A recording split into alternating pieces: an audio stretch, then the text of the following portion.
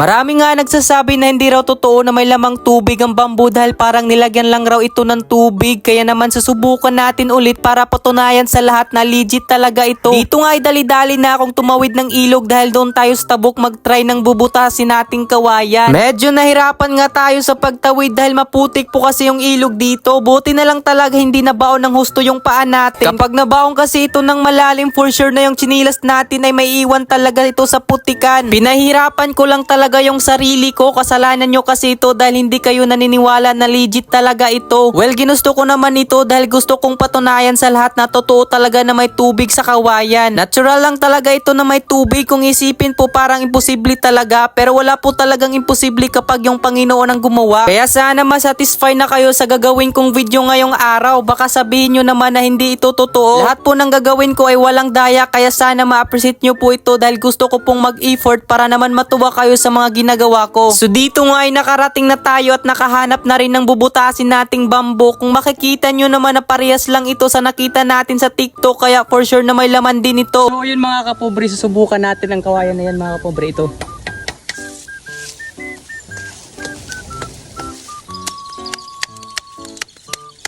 Sa unang subok nga mga kapobre ay walang laman. Hindi pa talaga tayo expert kung paano maghanap ng may laman na tubig. Hanap tayong siguradong may laman talaga mga kapobre para hindi masasayang. So dito nga ay nakahanap na tayo ng bamboo na putol na yung dulo niya. Ito yung pinili ko para hindi masasayang yung mga kawayan dito sa amin at pakiramdam ko talaga na may laman na ito.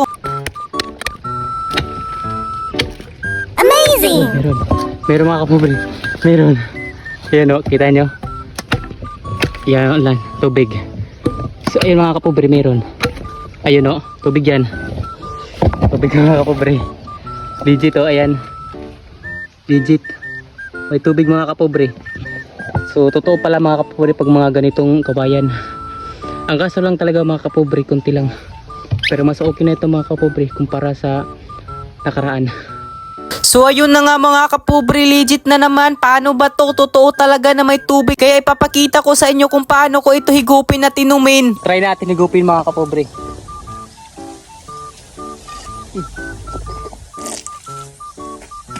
So legit mga kapobre, may tubig. So try natin inumin.